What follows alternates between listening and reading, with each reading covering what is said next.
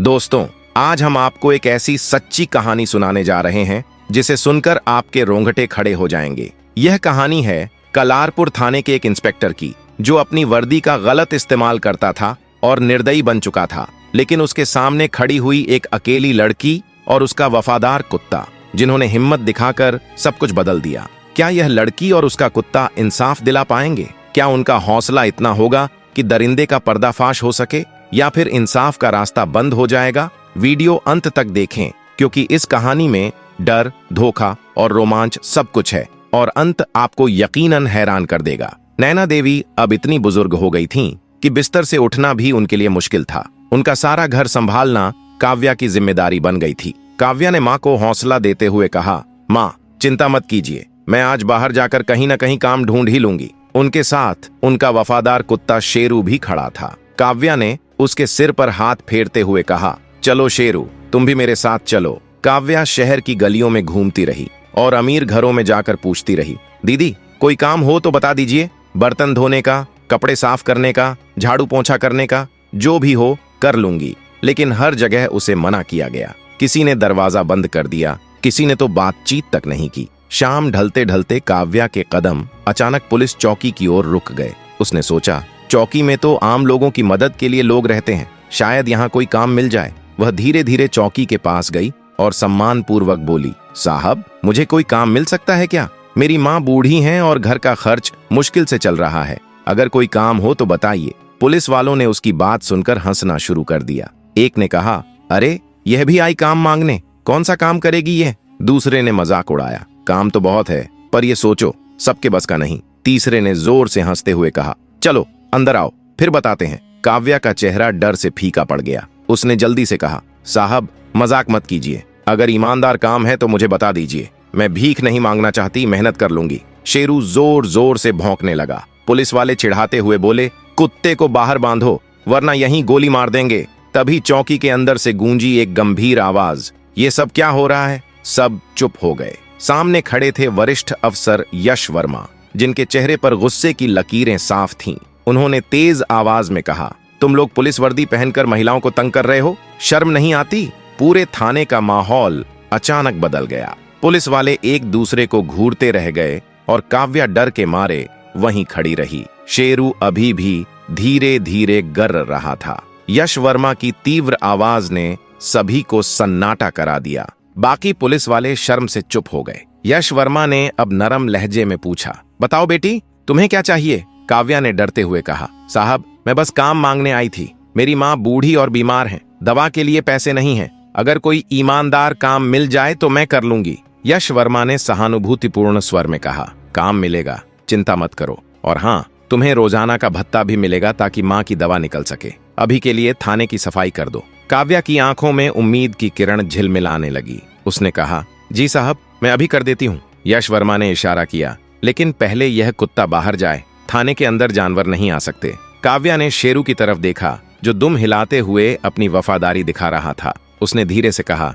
शेरू तुम बाहर रहो, मैं थोड़ी देर में आ जाऊंगी। शेरू ने मानो समझ लिया और बाहर बैठ गया। उसकी आंखों में भी प्यार और वफादारी झलक रही थी। मगर काव्या की धीरे से समझाने पर शेरू थाने के बाहर गेट के पास बैठ गया। काव्या अंदर गई और उसे उस कमरे में भेज दिया गया जहां सफाई का सामान रखा था। उसने झाड़ू उठाई और कोनों और फर्श को अच्छे से साफ करना शुरू किया। लेकिन कुछ ही मिनटों बाद पीछे का दरवाजा जोर से बंद हो गया। काव्या चौंक कर मुड़ी और देखा कि यश वर्मा कमरे में पहले ही मौजूद थे। अब उनके चेहरे पर वह सख्ती नहीं थी जो पहले पुलिस वालों को फटकारते वक्त दिखी थी, बल्कि उनकी आंखों में कुछ डरावनी और संदिग्ध चमक थी। काव्या की आवाज लरजती हुई थी, साहब आपने कहा था साफ सुथरा काम मिलेगा, मैं तो आपको ईमानदार समझ रही थी। यश वर्मा की ताने भरी हंसी गूंजी, हाँ बेटी काम तो यही है, पैसे मिल जाएंगे, लेकिन भूख मिटाना इज्जत के बिना नहीं होती। काव्या पीछे हटते हुए बोली, नहीं साहब ऐसा मत कीजिए, मैं तो सिर्फ अपनी माँ के लिए काम मांगने आई थी। दरवाजे के पास खड़े अन्य पुलिस वाले दबे पांव हंस रहे थे। किसी ने मजाक में कहा, देखो साहब का कमाल, आज किसके नसीब जागे हैं। शेरू गेट के बाहर जोर जोर से भौंकने लगा और दरवाजे को खोलने की कोशिश करने लगा, मगर बाकी सिपाही हंसते हुए गेट को बंद कर दिए। कमरे में काव्या की आवाज दबती चली गई। आंसू उसके चेहरे से बह रहे थे, पर सुनने वाला कोई नहीं था। वह चिल्लाई, मुझे छोड़ो, लेकिन दीवारों ने उसकी पुकार वापस लौटा दी। ऐसा लगा जैसे समय थम गया हो। शेरू की भौंक और बाहर के पुलिस वालों की हंसी हवा में गूंजती रही। कुछ देर बाद कमरे का दरवाजा खुला। काव्या जमीन पर गिरी हुई थी, उसका दुपट्टा बिखरा हुआ, बाल उलझे हुए और चेहरा आंसुओं से तरबतर था। यश वर्मा हंसते हुए बाकी पुलिस वालों से बोले, इसे बाहर फेंक दो, और हाँ, अगर फिर से बोलेगी तो अंजाम बुरा होगा। 2 सिपाही आगे बढ़े और जैसे कचरा बाहर फेंका जाता है, काव्या को थाने के बाहर गली में फेंक दिया। शेरू दौड़ता हुआ उसके पास आया और जैसे रोने की आवाज निकालने लगा। काव्या आंखें बंद किए जमीन पर पड़ी रही। उसकी हिम्मत, इज्जत सब कुचले गए थे। रात गहरी हो चुकी थी। झोपड़ी के लालटेन की मंद रोशनी में नैना देवी बार बार दरवाजे की ओर देख रही थीं, डर और बेचैनी से भरी हुई। आखिरकार काव्या लौटी। उसके कदम लड़खड़ा रहे थे, आंखों में जान नहीं थी। दुपट्टा गंदगी और आंसुओं से भरा हुआ था। शेरू उसके साथ था, लगातार बेचैनी और वफादारी दिखा रहा था। काव्या को देखते ही नैना देवी चीख उठी, बेटी, ये क्या हाल बना लिया तेरा?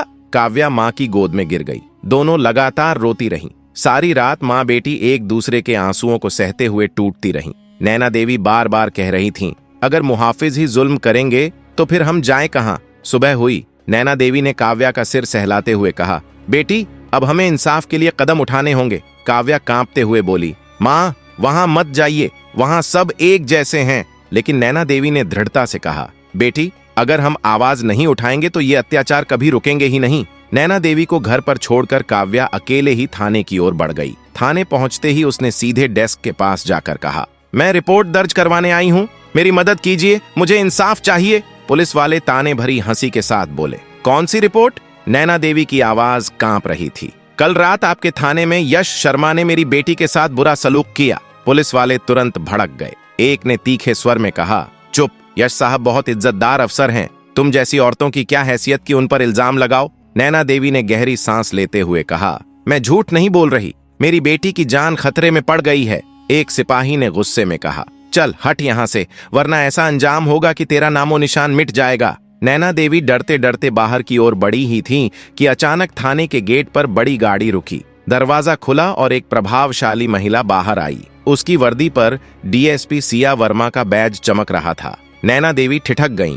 हौसला जुटाकर वह उनके पास गई और कहा, मैडम, मेरी फरियाद सुनिए, मेरी बेटी की इज्जत छिनी गई है। पुलिस वाले बीच में आ गए और बोले, मैडम, इसका दिमाग ठीक नहीं है, पागल है, यह कुछ भी बोलती रहती है। सिया वर्मा रुक गईं और सख्त लहजे में बोली, चुप रहो, मैं खुद सुनूंगी। फिर उन्होंने नैना देवी के पास जाकर नरमी से पूछा, अम्मा जी, क्या हुआ है? नैना देवी ने आंसुओं भरी आवाज में पूरा वाकया सुनाया। पुलिस वाले बार बार कहते रहे, झूठ है सब, यश साहब बहुत नेक हैं। सिया वर्मा गंभीर होकर बोली, अम्मा जी, क्या आपके पास कोई सबूत है? नैना देवी ने आंखें नम कर जवाब दिया, मेरे पास कुछ नहीं, बस मेरी बेटी की टूटी हुई हालत है। सिया वर्मा ने लंबी सांस ली और कहा, बिना सबूत के हम केस आगे नहीं बढ़ा सकते, आपको सबूत देना होगा। नैना देवी का दिल टूट गया। उसने रोते हुए कहा, मैं यही उम्मीद कर रही थी कि आप इंसाफ देंगी, लेकिन लग रहा था कि यहां भी न्याय मिलने वाला नहीं। वह धीरे धीरे लौटने लगी। पुलिस वाले उसे ताने मारते रहे, हम तो पहले ही कह रहे थे ये औरत पागल है। सिया वर्मा का चेहरा गंभीर हो गया। उनकी आंखों में पहली बार किसी तरह की चिंता और शक की झलक उभर आई। वह थाने के गेट से निकल पड़ी, लेकिन मन उलझनों से भरा था। नैना देवी की आंसू भरी आंखें और काव्या की टूटी हुई हालत उन्हें अंदर से झकझोर रही थीं। तभी पीछे से तेज भौंकने की आवाज आई। शेरू दरवाजे पर खड़ा था, बेचैनी से भौंक रहा था, मानो किसी की पुकार कर रहा हो। सिपाही डरकर पीछे हट गए। मैडम, ये कुत्ता पागल है, काट सकता है, उन्होंने चेताया। सिया वर्मा ने आंखें शेरू पर गाड़ते हुए कहा, ये पागल नहीं है, ये कुछ कहना चाहता है। शेरू तेजी से आगे बढ़ा और सिया वर्मा उसके पीछे चल पड़ी। वह गलियों से होते हुए नैना देवी की झोपड़ी तक पहुंची। अंदर जाकर उन्होंने देखा कि काव्या कोने में बैठी थी, सिर झुकाए, और नैना देवी उसके पास रो रही थीं। सिया वर्मा ने धीरे से कहा, अम्मा जी, मैं आपकी बात सुनने आई हूं, सच जानना चाहती हूं। नैना देवी ने हाथ जोड़कर विनम्रता से कहा, मैडम, बस मेरी बेटी को न्याय दिलाइए। नैना देवी की आवाज टूटती हुई गूंजी, बेटी, अगर खुद मुहाफिज ही दरिंदे बन जाए तो हम कहां जाएं? इंसाफ दिलाओ, वरना हम जीते जी मर जाएंगे। काव्या ने हिम्मत जुटाकर सिया वर्मा को सारी घटना विस्तार से बताई। कमरे की खामोशी में उसकी आवाज कांप रही थी। शेरू पास बैठा उसे देख रहा था, मानो गवाही दे रहा हो। सिया की आंखें नम हो गईं। वह थोड़ी देर रुकी और धीमे स्वर में बोली, नहीं, अब और नहीं। अगर यह सब सच है तो मुझे कदम उठाना होगा। और यह कुत्ता, ये कोई आम कुत्ता नहीं है, यह समझदार साथी है। उसी समय सिया के दिमाग में एक योजना आई। उसने अपना हुलिया बदला और एक गरीब थकी हुई महिला बनकर वहीं थाने में दोबारा पहुंची। कपड़े फटे हुए, चेहरा मिट्टी और धूल से सना हुआ। सिपाही ताने भरी नजरों से बोले, क्या चाहिए? सिया ने धीमी डरती हुई आवाज में कहा, साहब, भूख लगी है, कृपया कुछ मदद करें, थोड़े से पैसे दे दें। बाहर से यश शर्मा आया, तेज निगाहों और गुरूर भरे लहजे के साथ। पैसे तो दूंगा, लेकिन पहले एक काम करना होगा। सिया ने मासूमियत भरे स्वर में पूछा, क्या काम? यश ने इशारा किया, इस कमरे में जाओ, अंदर सफाई करनी है। सिया झिझकते हुए अंदर चली गई। कमरे में सन्नाटा था। अचानक दरवाजा जोर से बंद हुआ और यश पीछे आ गया। उसकी आंखों में दहशत और हठ झलक रही थी। अब मैं तुझे समझाता हूँ, यहाँ जो भी लड़की आती है, चाहे वह शिकायत लेकर आए या कोई कैदी हो, कोई भी मेरी नजर से बच नहीं पाता। यह मेरा खेल है, सभी मेरे सामने झुक जाते हैं। पूरा शहर जानता है, लेकिन कोई कुछ नहीं कर सकता, यश ने गर्व से कहा। सिया के कदम ठिठक गए। डर और निश्चय के मिश्रित भाव उसके चेहरे पर थे। तुम सबके साथ ऐसा करते हो? यश ने गंभीर होकर कहा। हाँ, और इतनी औरतें अभी भी बाकी हैं। तभी कमरे की खिड़की के पास हल्की हलचल हुई। बाहर शेरू खड़ा था। उसके मुंह में मोबाइल था और कैमरा चालू था। सिया की योजना के अनुसार हर पल रिकॉर्ड हो रहा था। यश ने करीब आकर हाथ बढ़ाया। सिया ने जोर से धक्का दिया। दूर रहो मुझसे! यश झपटा, लेकिन उसी समय शेरू जोर से भौंक पड़ा। आवाज इतनी तेज थी कि पूरे थाने में गूंज गई। सिपाही बाहर से डर के मारे पीछे हट गए। अंदर आने की हिम्मत नहीं कर पाए। यश चौंक गया और कुछ पल के लिए रुक गया। सिया ने मौका देखकर दरवाजा खोला और तेजी से बाहर निकल गई। यश पीछा करने लगा, लेकिन शेरू सामने आकर रास्ता रोक लिया, दांत बाहर करके। बाकी सिपाही भी खौफ के मारे पीछे हट गए। सिया अंधाधुंध दौड़ती रही, गलियों से होते हुए सीधे नैना देवी की झोपड़ी पहुंची। कुछ ही देर बाद शेरू भी मोबाइल के साथ आ गया। उसने मोबाइल सिया के कदमों में रख दिया। सिया ने कांपते हाथों से मोबाइल खोला और रिकॉर्डिंग चलाया। हर शब्द, हर ठहाका, हर जुल्म साफ सुनाई दे रहा था। सिया की आंखों में पहली बार एक चमक आई। वह धीरे बोली, यही है सबूत, अब इंसाफ रुकेगा नहीं। फिर उसने दोनों की ओर देखकर कहा, अम्मा जी, काव्या, अब फैसला करने का समय आ गया है। कल जो हमने किया वह सिर्फ शुरुआत थी। अब वक्त आ गया था कि इस पूरी घटना की असली सच्चाई सबके सामने लाई जाए। इस बार सिर्फ वीडियो नहीं, बल्कि इसके अपने मुख से इसका इकरार सबके सामने होना था। नैना देवी के कांपते होठों पर दुआ थी, बेटी, खुदा करे कि तुम कामयाब हो, वरना हमारा दर्द कभी कम नहीं होगा। सिया वर्मा ने काव्या का हाथ थामा और भरोसा दिलाया, काव्या, तुम्हें हिम्मत चाहिए। कल तुम्हें फिर उस थाने में जाना होगा, लेकिन याद रखो, तुम अकेली नहीं हो। मैं और शेरू हमेशा तुम्हारे साथ हैं। शेरू ने जैसे सब समझ लिया हो, जोर से भौंका और दुम हिलाई। अगले दिन दोपहर को काव्या ने हिम्मत बटोरकर कलारपुर थाने पहुंच गई। यश वर्मा उसे देखकर चौंक उठा। तुम फिर आ गई? काव्या ने कांपती आवाज में कहा। हाँ, कल जो आपने मेरे साथ किया वह गलत था। मैं न्याय के लिए आपके खिलाफ जाऊंगी। यश ने जहरीली मुस्कुराहट के साथ कहा।